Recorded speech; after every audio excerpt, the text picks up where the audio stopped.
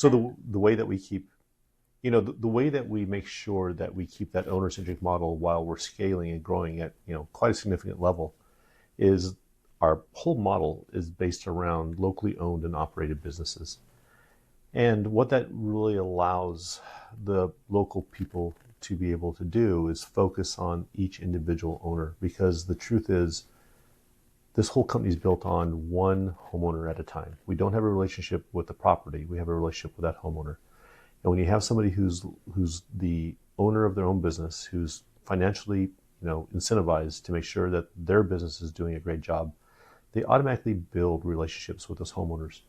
And at the end of the day, you can't commoditize relationships or trust. So that owner-centric model, having people at the local level who are the vanguards of that, of that principle, is really how we make sure that we keep the owner-centric model alive at each and individual relationship that we have with homeowners.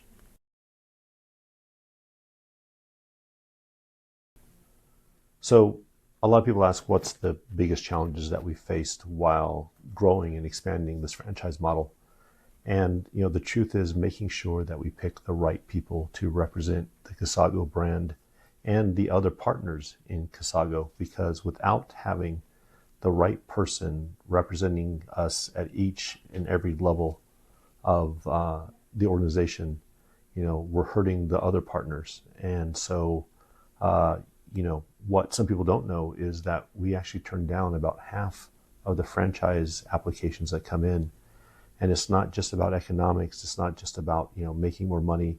It's truly about finding the right people who are going to fit into the community and the culture and love on our homeowners, love on our guests, and quite honestly, love the community, not use the community. And finding those people is a massive challenge, but insanely rewarding when we do.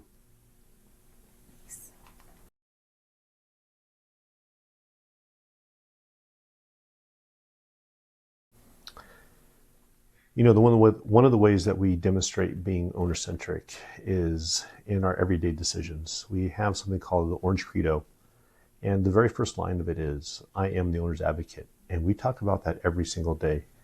And the truth is, us as property managers have very little value if we're not the ones on the ground advocating for that homeowner in their absence when they're off doing their jobs or living their lives. And I think that's our highest and best use. So making great decisions for that homeowner in their absence is the exact way that we are owner-centric. And the way we think about it is, if it was our property, what would we do? And when you get an entire organization and a community that really believes that and makes their decisions based off of that, that's when you truly become owner-centric. And that's when the homeowners find that value in what you do as a property manager.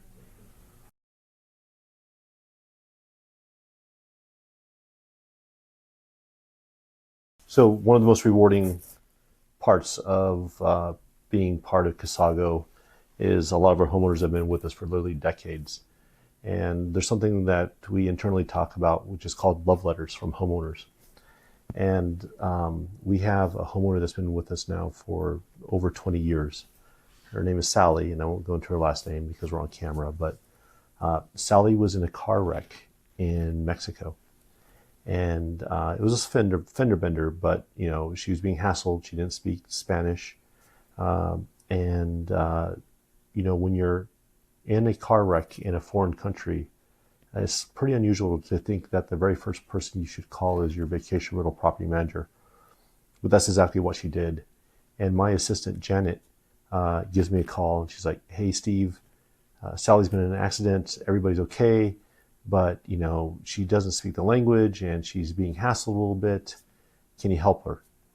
I was like, "Get the people, get everybody down there, get some interpreters for her.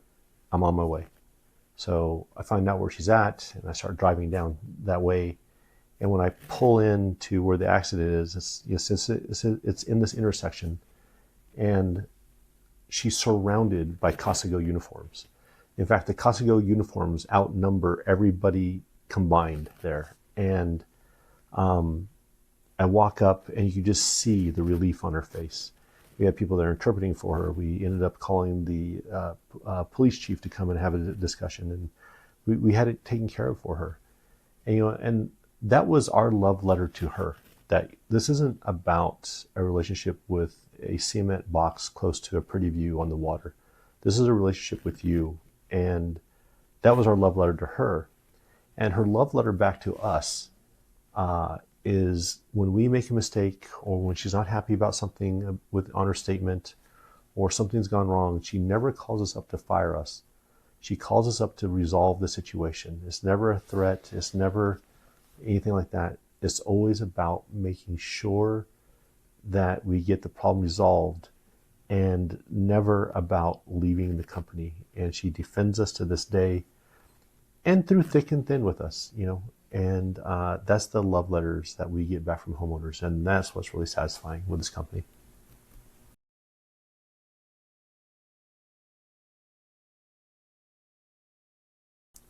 At Casago, I always talk about that we're not a perfect company, but when things aren't right, we're going to listen to our homeowners and make great decisions for them. And just recently, we've picked up a new property called Las Palomas in Mexico, Puerto Peñasco, Mexico. And we allow homeowners to make reservations using our credit card processing within the Streamline portal, and give them a discount for it. And this is really important to that community.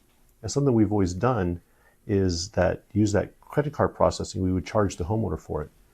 And the homeowners came to us like, Steve, you charge the guest a credit card processing, but you're not allowing us to do that, so we're eating it. And we're not sure that's necessarily fair. And, I'd been operating for 20 years like that.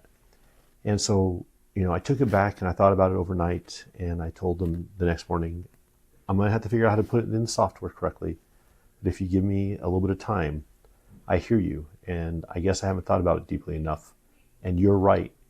I'm going to fix that for you. So, at Casago, we're always fine tuning. We're always listening to our homeowners, making sure that that open communication, because at the end of the day, the homeowners are the people who own the product.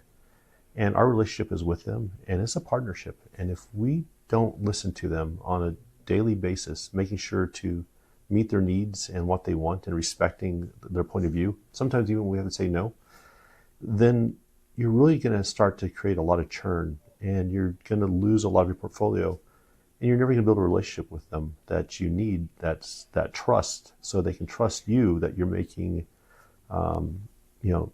good choices for them when they're not looking.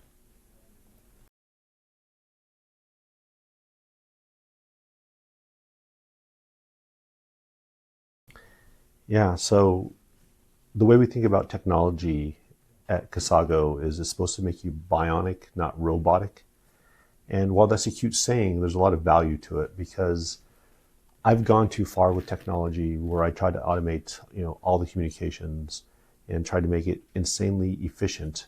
But in doing that, we lost a lot of the human, touch and interaction with our homeowners and with our guests. And so there's a balance from where it's making you bionic, because now you can get so much more done. You can take care of so many more things for your homeowners. You can operate more efficiently with maybe better margins and less human error involved. And that's where you really want to build your technology suite to. But the minute it starts to become the replacement for the human interaction, you've lost what it takes to become a hospitality company. Because at the end of the day, we're a service-based company, but it's done through the lens of hospitality. And without that, you're nothing more than a commoditized logistics company that can be replaced for a cheaper price.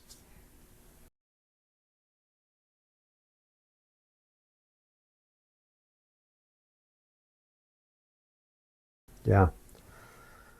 So the way that Casago empowers the local, partners at the franchise level is we see them as partners, not as somebody who is that we are supposed to control. we select the right people who already have the same standards as we do and want to make a better experience. But the truth is, the closer the decision maker is to the door of the property, the better the outcome for all the stakeholders, for the homeowner, for the guest, for our teammates, and for the community itself, because we have a responsibility to the community when you have to walk down the streets and see your neighbors, right? So really great decisions based on the principles of the Orange Credo that keep us along the same lines and philosophies of how we're going to do our business and make our decisions is a unified way of making sure that brand promise sticks out.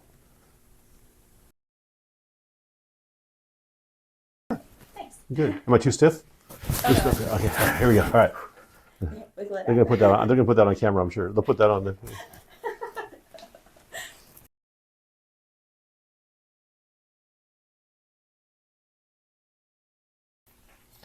Yeah, so Casago, to make sure that we're staying close to our homeowners, is constantly surveying them, calling them, having conversations with them, forums with them. This is a big part of the ecosystem that Casago builds. At the end of the day, we're here to serve those homeowners. And you can't be owner-centric if you don't know where the center of gravity is when it comes to your homeowners, right? So making sure that you're meeting their needs and wants as homeowners is going to be critical to your success and to your trust. I think we've all made decisions that we thought was the right decision just to find out we were misguided, even though it was in the best interest. So constant and direct communication through surveys, through specific homeowner checkout surveys, through how are we doing surveys, to even a tool that we use that asks us how every single communication we've had was, right? There's a little click there, whether it was good or bad. Those sort of metrics gives us a pretty good signal of where we're at and where things we need to shore up. So constant communication with us homeowners is the foundational principle of making sure that we're having services that meet their wants and needs on an ongoing basis.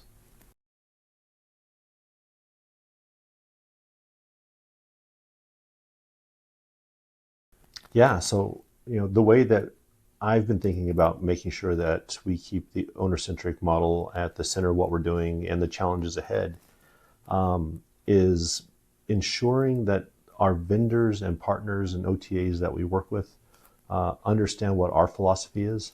Just recently we had a vendor talk about, when the guest is happy, everybody's happy. And I was like, whoa, whoa, whoa, whoa, whoa. When the homeowner's happy, everybody's happy.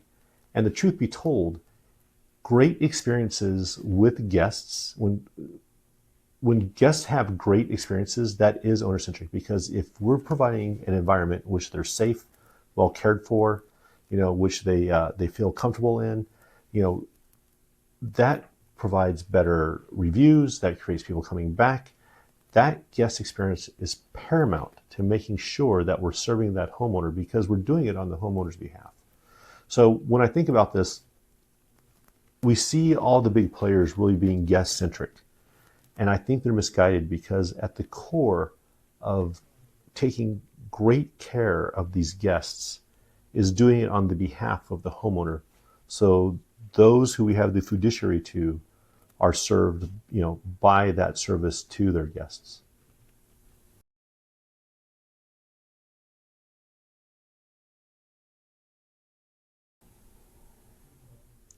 Some of the advice I'd give to those who are looking to make sure that we serve homeowners and that you're taking care of the ecosystem you're building is, don't replicate anybody else. I mean, listen to what others have to say, myself included, but take what's good for you and leave the rest behind, and build your own values. Be really clear on what your values are.